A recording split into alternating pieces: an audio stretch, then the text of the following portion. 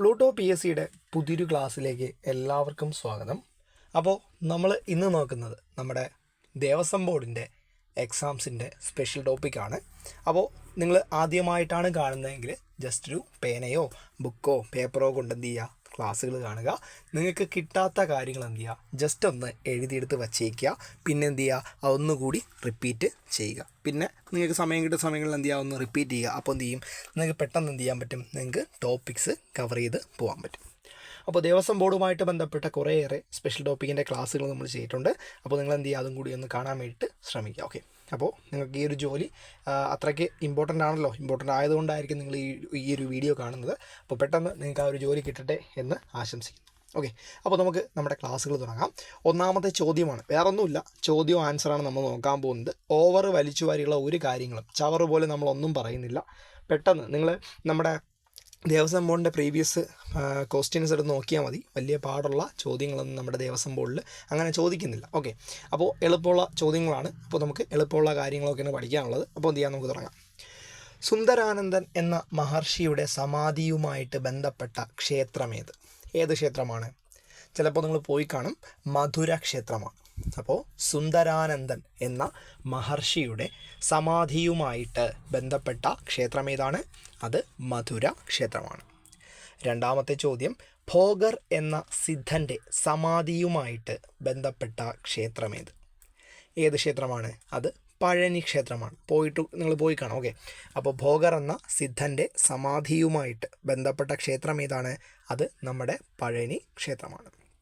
അടുത്ത ചോദ്യം, അത്രി മഹർഷിയുടെ സമാധിയുമായി ബന്ധപ്പെട്ട ക്ഷേത്രം? അത് ശുചീന്ദ്രം ക്ഷേത്രമാണ്. അപ്പോൾ അത്രി മഹർഷിയുടെ സമാധിയുമായിട്ട് ബന്ധപ്പെട്ട ക്ഷേത്രം ഏതാണ്ട? അത് ശുചീന്ദ്രം ക്ഷേത്രമാണ്. അഗസ്ത്യ മഹർഷിയുടെ സമാധിയുമായി ബന്ധപ്പെട്ട ക്ഷേത്രം ഏത് ക്ഷേത്രമാണ്? നമ്മുടെ പത്മനാഭസ്വാമി ക്ഷേത്രമാണ്. അപ്പോൾ അഗസ്ത്യ മഹർഷിയുടെ സമാധിയുമായിട്ട് ബന്ധപ്പെട്ട ക്ഷേത്രം ഏതാണ്? പത്മനാഭ സ്വാമി ക്ഷേത്രമാണ്. അപ്പോൾ ഇത്രയും ചോദ്യങ്ങൾ ഒന്നുകൂടി പറയാം. സുന്ദരാനന്ദൻ എന്ന മഹർഷിയുടെ സമാധിയുമായിട്ട് ബന്ധപ്പെട്ട ക്ഷേത്രം ഏതാണ്? അത് മധുര ക്ഷേത്രമാണ്. ഭോഗർ എന്ന സിദ്ധൻ്റെ സമാധിയുമായി ബന്ധപ്പെട്ട ക്ഷേത്രം അത് പഴനി ക്ഷേത്രമാണ്. അത്രി മഹർഷിയുടെ സമാധിയുമായിട്ട് ബന്ധപ്പെട്ട ക്ഷേത്രം അത് ശുചീന്ദ്രം ക്ഷേത്രമാണ്. അഗസ്ത്യ മഹർഷിയുടെ സമാധിയുമായി ബന്ധപ്പെട്ട ക്ഷേത്രം ഏതാണ്? അത് ശ്രീ പത്മനാഭസ്വാമി ക്ഷേത്രമാണ്. ഓക്കെ, ഇത്രയും ചോദ്യങ്ങൾ നിങ്ങൾക്ക് ഓക്കെ ആണെന്ന് കരുതുന്നു. ഓക്കെ ആണല്ലോ? ഓക്കെ, അപ്പോൾ നമ്മൾ ടോട്ടലി 30+ ചോദ്യങ്ങളാണ് നമ്മൾ ഓരോ വീഡിയോയിലും നമ്മൾ പഠിക്കുന്നത്. അപ്പോൾ ഓരോ വീഡിയോ കാണുമ്പോൾ നിങ്ങൾക്ക് 30-ലധികം ചോദ്യങ്ങൾ എന്ത് ചെയ്യുന്നുണ്ട്, നിങ്ങൾക്ക് കിട്ടുന്നുണ്ട്. ഓക്കെ, അടുത്ത ചോദ്യം, ശട്ടമുനിയുടെ സമാധിയുമായി ബന്ധപ്പെട്ട ക്ഷേത്രം ഏത് ക്ഷേത്രമാണ്? അത് ശ്രീരംഗം ക്ഷേത്രമാണ്. അപ്പോൾ ശട്ടമുനിയുടെ സമാധിയുമായിട്ട് ബന്ധപ്പെട്ട ക്ഷേത്രം ഏതാണ്? അത് ശ്രീരംഗം ക്ഷേത്രമാണ്.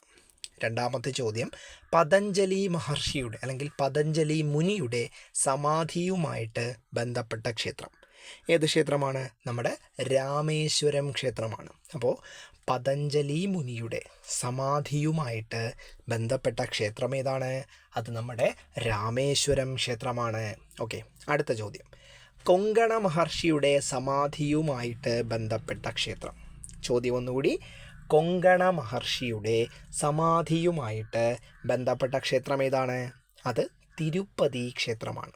ഏതാണ്ട തിരുപ്പതി ക്ഷേത്രമാണ് നമ്മുടെ കൊങ്കണ മഹർഷിയുടെ സമാധിയുമായിട്ട് ബന്ധപ്പെട്ട ക്ഷേത്രം. ഓക്കെ, അടുത്ത ചോദ്യം, നന്ദി മഹർഷിയുടെ സമാധിയുമായി ബന്ധപ്പെട്ട ക്ഷേത്രം ഏതാണ്? ഏത് ക്ഷേത്രമാണ്? അത് കാശി ക്ഷേത്രമാണ്. അപ്പോൾ നന്ദി മഹർഷിയുടെ സമാധിയുമായിട്ട് ബന്ധപ്പെട്ട ക്ഷേത്രം ഏതാണ്? അത് കാശി ക്ഷേത്രമാണ്.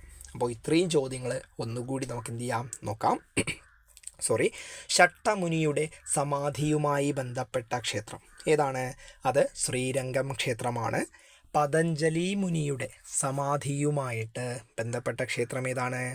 അത് രാമേശ്വരം ക്ഷേത്രമാണ്. കൊങ്കണ മഹർഷിയുടെ സമാധിയുമായിട്ട് ബന്ധപ്പെട്ട ക്ഷേത്രം ഏതാണ്?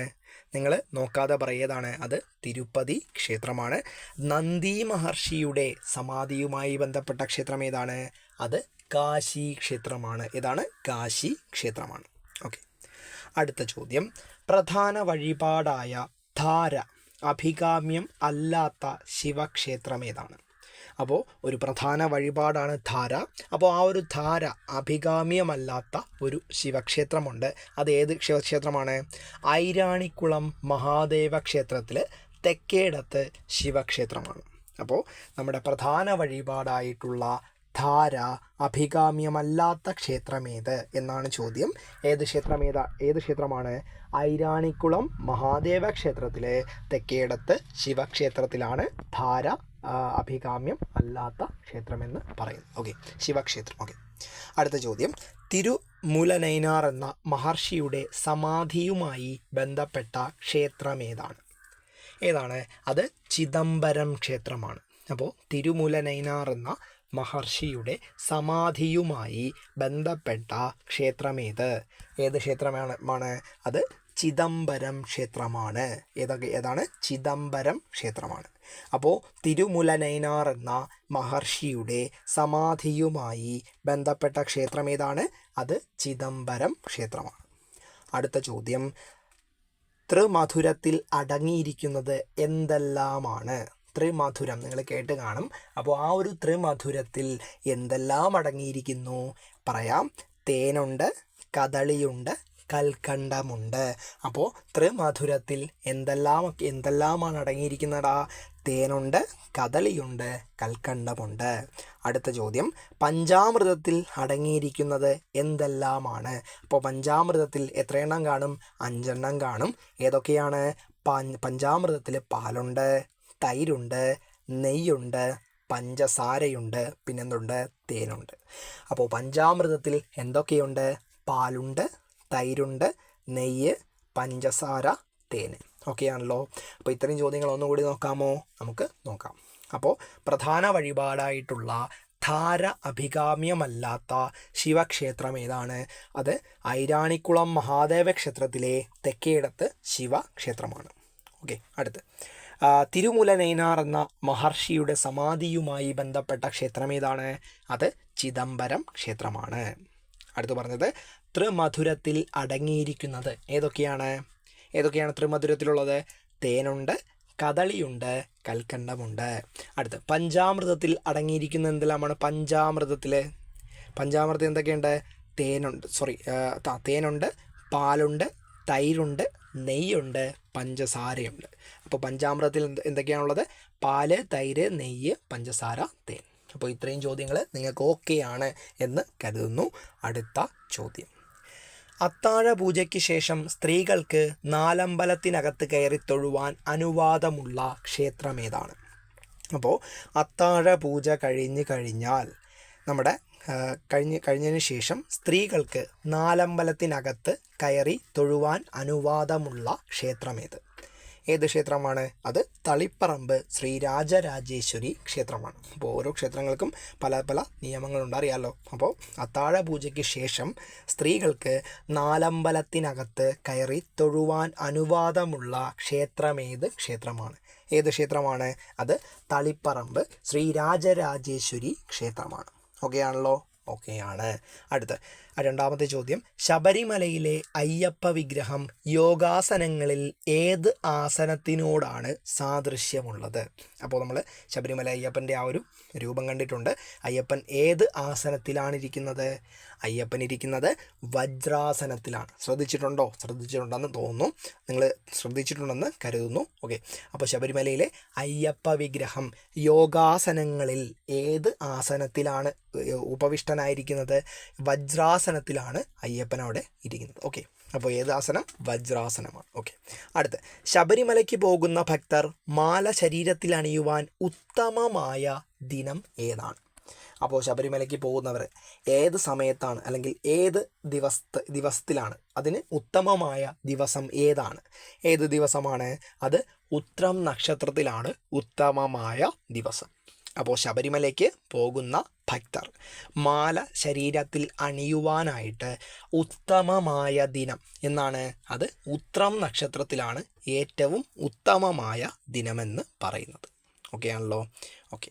അടുത്ത ചോദ്യം, മധുരയിലെ പ്രസിദ്ധമായ വസന്തമണ്ഡപം സ്ഥാപിച്ച രാജവംശം. അപ്പോൾ മധുര അറിയാലോ, മധുരയിലെ പ്രസിദ്ധമായിട്ടുള്ള വസന്തമണ്ഡപം പണി കഴിപ്പിച്ച രാജവംശമാര് ആരാണ്? അത് തിരുമല നായ്ക്കറാണ്. അപ്പോൾ നമ്മുടെ മധുരയിലെ പ്രസിദ്ധമായിട്ടുള്ള വസന്തമണ്ഡപം സ്ഥാപിച്ച രാജവംശം ഏത് രാജവംശമാണ്? അത് തിരുമല നായ്ക്കർ രാജവംശമാണ്. ഓക്കെ. അപ്പോൾ ഇത്രയും ചോദ്യങ്ങൾ എന്ത് ചെയ്യാം, നമുക്കൊന്നുകൂടി നോക്കാം. അത്താഴ പൂജയ്ക്ക് ശേഷം സ്ത്രീകൾക്ക് നാലമ്പലത്തിനകത്ത് കയറി തൊഴുവാൻ അനുവാദമുള്ള ക്ഷേത്രം ഏത് ക്ഷേത്രമാണ്? അത് തളിപ്പറമ്പ് ശ്രീരാജരാജേശ്വരി ക്ഷേത്രമാണ്.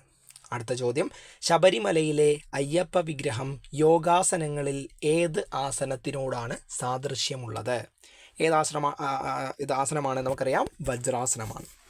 അത് കഴിഞ്ഞ് പറഞ്ഞത്, ശബരിമലയ്ക്ക് പോകുന്ന ഭക്തർ മാല ശരീരത്തിൽ അണിയുവാനായിട്ട് ഉത്തമമായ ദിവസം എന്നാണ് അത് ഉത്രം നക്ഷത്രത്തിലാണ് ഉത്തമമായ ദിവസം. ഓക്കെ. അടുത്ത ചോദ്യം, മധുരയിലെ പ്രസിദ്ധമായ വസന്തമണ്ഡപം സ്ഥാപിച്ച രാജവംശം ഏത് രാജവംശമാണ്? അത് തിരുമല നായ്ക്കർ രാജവംശമാണ്. അപ്പോൾ നിങ്ങളുടെ കമൻറ്റുകൾ ദയവായിട്ടൊന്ന് അറിയിക്കണേ. കാരണം നിങ്ങളുടെ കമൻറ്റാണ് എന്താണ് നമ്മുടെ ക്ലാസ്സുകളെക്കുറിച്ചുള്ള നിങ്ങളുടെ അഭിപ്രായമെന്ന് അറിയാനുള്ള ആ ഒരേ ഒരു ഓപ്ഷൻ. ഓക്കെ. അപ്പോൾ അത് നിങ്ങളൊന്ന് ജസ്റ്റ് ഒന്ന് കമൻറ്റ്, നിങ്ങളുടെ ഒപ്പീനിയൻസ് എന്ത് ചെയ്യുക, ദയവായിട്ടൊന്ന് അറിയിക്കുക. ഓക്കെ. അടുത്ത ചോദ്യം, തിടപ്പള്ളിക്ക് അശുദ്ധിയില്ലാത്ത ക്ഷേത്രം. അപ്പോൾ തിടപ്പള്ളിക്ക് അശുദ്ധിയില്ലാത്ത ക്ഷേത്രം ഏത് ക്ഷേത്രമാണ്? അത് നമ്മുടെ ഗുരുവായൂർ ക്ഷേത്രമാണ്. അപ്പോൾ തിടപ്പള്ളിക്ക് അശുദ്ധിയില്ലാത്ത ക്ഷേത്രം ഏത് ക്ഷേത്രമാണ്? അത് ഗുരുവായൂർ ക്ഷേത്രമാണ്. ഓക്കെ. അടുത്ത ചോദ്യം, കൊണാർക്ക് ക്ഷേത്രം നിർമ്മിച്ചതാര്? നമുക്കറിയാം, കൊണാർക്ക് ക്ഷേത്രം നിർമ്മിച്ചതാരാണ്? ഗംഗാ രാജവംശത്തിലെ ജഗന്നാഥനാണ് നിർമ്മിച്ചത്. അപ്പോൾ ശ്രദ്ധിക്കുക, കൊണാർക്ക് ക്ഷേത്രം നിർമ്മിച്ചതാരാണ്? ഗംഗാ രാജവംശത്തിലെ ജഗന്നാഥനാണ് കൊണാർക്ക് ക്ഷേത്രം നിർമ്മിച്ചത്. അടുത്ത്, കൊണാർക്ക് ക്ഷേത്രത്തിലെ പ്രതിഷ്ഠ എന്താണ് കൊണാർക്ക് ക്ഷേത്രത്തിലെ പ്രതിഷ്ഠ? നമുക്കറിയാമല്ലോ, സൂര്യദേവനെയാണ് കൊണാർക്ക് ക്ഷേത്രത്തിൽ പ്രതിഷ്ഠിച്ചിട്ടുള്ളത്. അപ്പോൾ കൊണാർക്ക് ക്ഷേത്രത്തിലെ പ്രതിഷ്ഠ ആരാണ്? സൂര്യദേവനാണ് നമ്മുടെ കൊണാർക്ക് ക്ഷേത്രത്തിലെ പ്രതിഷ്ഠ. അടുത്ത്, കൊണാർക്ക് ക്ഷേത്രത്തിലെ ചക്രങ്ങളുടെ എണ്ണം നമുക്കറിയാമല്ലോ, അതും അറിയാം, 24 ആരക്കാലുകളുള്ള ചക്രമാണ് കൊണാർക്ക് ക്ഷേത്രത്തിലെ ചക്രങ്ങളുടെ എണ്ണം. എത്രയാണ്? 24. അപ്പോൾ ഇത്രയും ചോദ്യങ്ങൾ നമുക്ക് എന്ത് ചെയ്യാം, ഒന്നുകൂടി റിപ്പീറ്റ് അടിക്കാം. തിടപ്പള്ളിക്ക് അശുദ്ധിയില്ലാത്ത ക്ഷേത്രം ഏതാണ്? നമ്മുടെ ഗുരുവായൂർ ക്ഷേത്രമാണ്. കൊണാർക്ക് ക്ഷേത്രം നിർമ്മിച്ചതാരാണ്? നമ്മുടെ ഗംഗാ രാജവംശത്തിലെ ജഗന്നാഥനാണ്. കൊണാർക്ക് ക്ഷേത്രത്തിലെ പ്രതിഷ്ഠ ആരാണ്? നമ്മുടെ സൂര്യദേവനാണ്. കൊണാർക്ക് ക്ഷേത്രത്തിലെ ചക്രങ്ങളുടെ എണ്ണം എത്രയാണ്? 24. ഓക്കെ. അപ്പോൾ ഇത്രയും ചോദ്യങ്ങൾ ഓക്കെയാണെന്ന് കരുതുന്നു. അടുത്ത ചോദ്യമാണ്, ശിവപ്രതിഷ്ഠയ്ക്ക് മുന്നിൽ നന്ദി പ്രതിഷ്ഠയില്ലാത്ത ഏക ക്ഷേത്രം. അപ്പോൾ സാധാരണ ശിവപ്രതിഷ്ഠ ഉണ്ടാകുമ്പോൾ അതിൻ്റെ ഫ്രണ്ടിൽ എന്ത് കാണും? നമ്മുടെ നന്ദി പ്രതിഷ്ഠയും കാണും. എന്നാൽ ശിവപ്രതിഷ്ഠയ്ക്ക് മുന്നിൽ നന്ദി പ്രതിഷ്ഠ ഇല്ലാത്ത ഏക ക്ഷേത്രം ഏത് ക്ഷേത്രമാണ്? ഏതാണ്? പഞ്ചവടിയിലെ കപാലേശ്വര ക്ഷേത്രത്തിലാണ്. അപ്പോൾ സാധാരണ ശിവപ്രതിഷ്ഠയുണ്ടെങ്കിൽ അതിൻ്റെ ഫ്രണ്ടിൽ ആരും കാണും? നമ്മുടെ നന്ദിയും കാണും, നന്ദി പ്രതിഷ്ഠയും കാണും. എന്നാൽ ഒരു ക്ഷേത്രത്തിൽ എന്തില്ല? മുന്നിൽ നന്ദി പ്രതിഷ്ഠ ഇല്ല. അതേത് ക്ഷേത്രമാണ്? നമ്മുടെ പഞ്ചവടിയിലെ കപാലേശ്വര ക്ഷേത്രത്തിലാണ് മുന്നിൽ നന്ദി പ്രതിഷ്ഠ ഇല്ലാത്തത്. ഓക്കെ. അടുത്ത ചോദ്യം, 1000 കൽമണ്ഡപമുള്ള പ്രസിദ്ധമായ 2 ക്ഷേത്രങ്ങൾ ഏതൊക്കെയാണ്? അപ്പോൾ 1000 കൽമണ്ഡപങ്ങളുള്ള പ്രസിദ്ധമായ 2 ക്ഷേത്രങ്ങൾ ഏതൊക്കെയാണ്?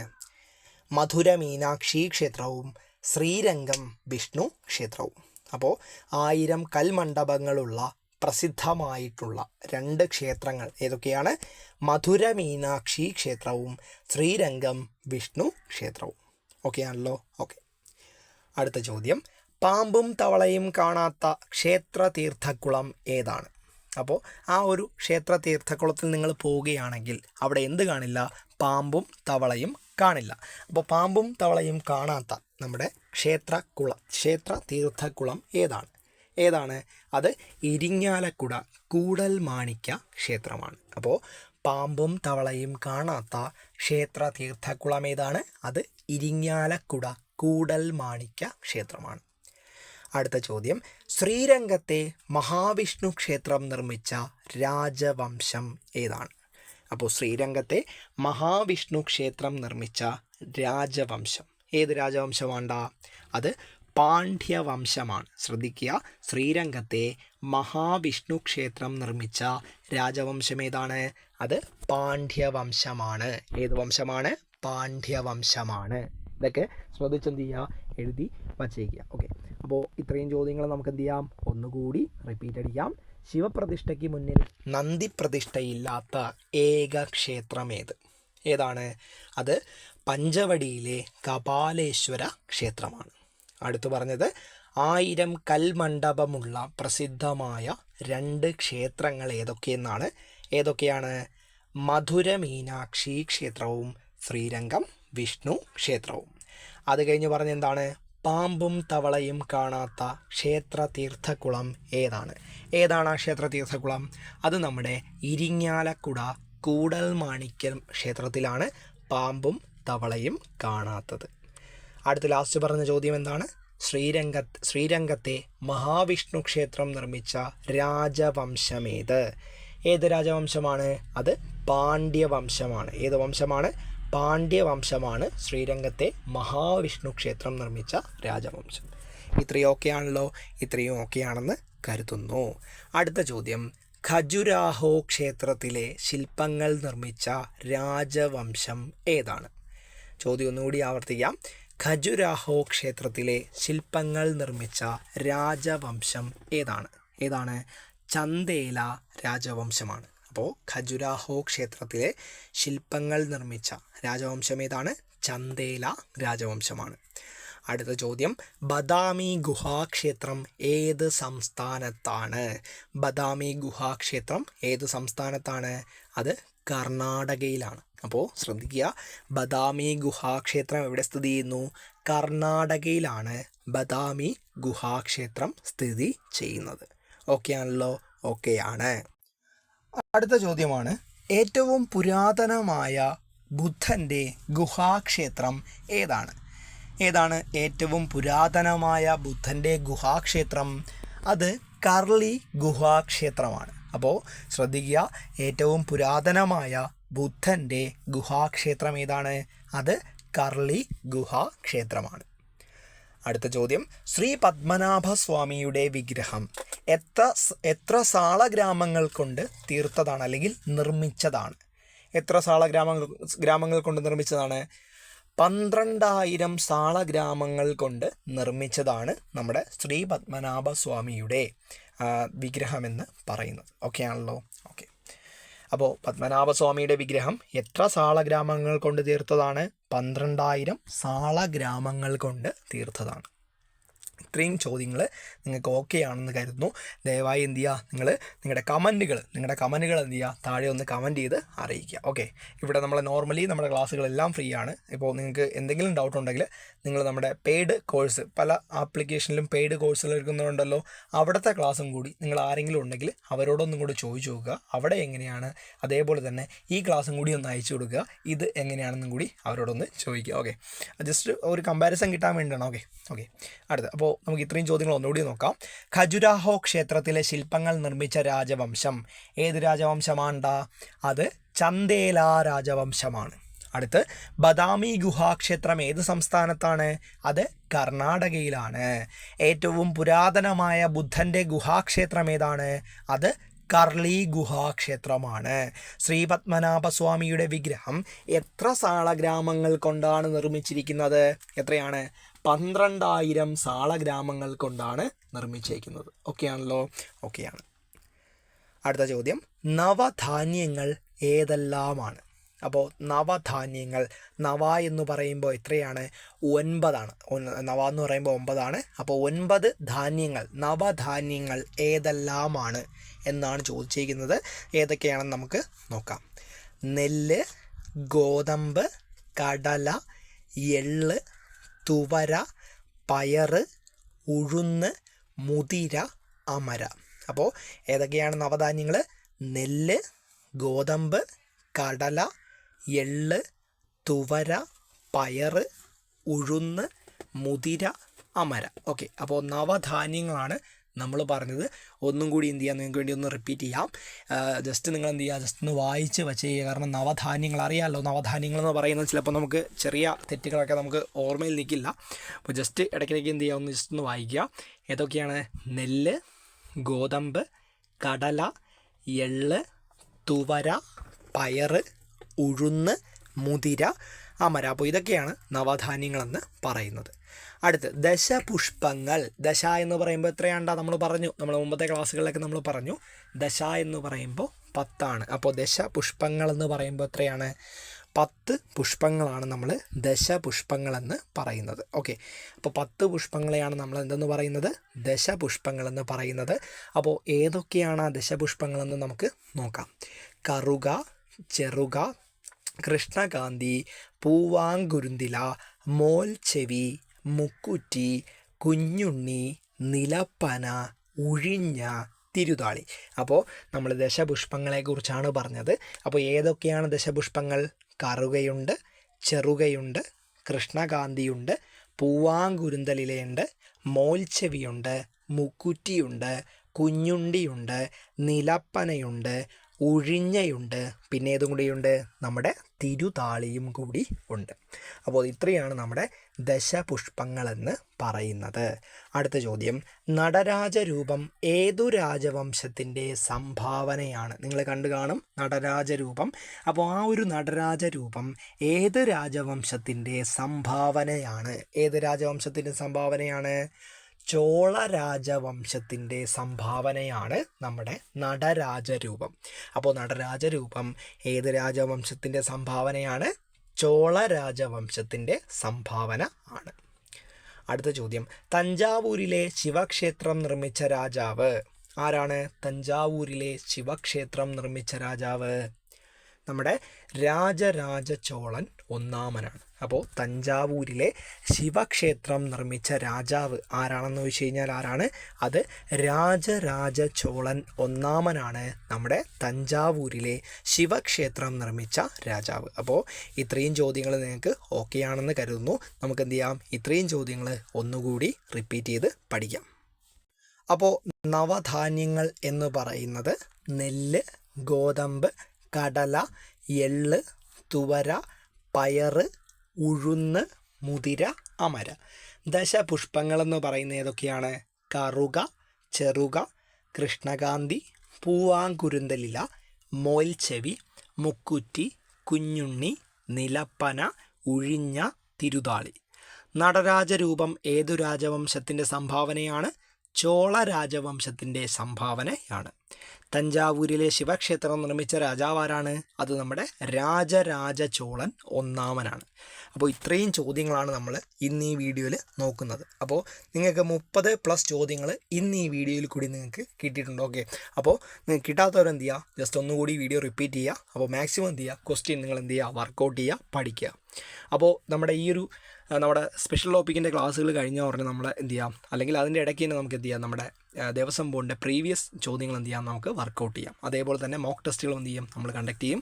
അതേപോലെ തന്നെ സ്പെഷ്യൽ ടോപ്പിക് അല്ലാതെയുള്ള നമ്മുടെ ജനറൽ ടോപ്പിക് ഉണ്ടല്ലോ, അത് നമുക്ക് മാക്സിമം കവർ ചെയ്യാൻ ശ്രമിക്കാം. കറണ്ട് അഫേഴ്സും കവർ ചെയ്യാൻ ശ്രമിക്കാം. ഓക്കെ, നമ്മളെ കറണ്ട് അഫേഴ്സ് നോർമലി നമ്മുടെ ചാനലിൽ വരുന്നുണ്ട്. നിങ്ങൾ ജസ്റ്റ് കയറി ഒന്ന് കണ്ടു കേൾക്കുക. ഓക്കെ, അപ്പോൾ നമുക്ക് എന്ത് ചെയ്യാം, ഇത് നമ്മുടെ ക്ലാസ് എന്ന് പറയുന്നത് ഇടയ്ക്കിടയ്ക്ക് ഇങ്ങനെ ഓരോ വീഡിയോസായിട്ട് വരുന്നുണ്ട്. നിങ്ങളൊന്ന് ജസ്റ്റ് ഒന്ന് കയറി കാണാൻ ശ്രമിക്കുക. ഓക്കെ, അപ്പോൾ അതേപോലെ തന്നെ നിങ്ങളുടെ ഫ്രണ്ട്സ് ആരെങ്കിലും ഇങ്ങനൊരു എക്സാമിന് പ്രിപ്പയർ ചെയ്യുന്നുണ്ടെങ്കിൽ എന്ത് ചെയ്യുക, അവർക്കും കൂടി ഈ ഒരു ക്ലാസ് ഒന്ന് ഷെയർ ചെയ്ത് കൊടുക്കുക.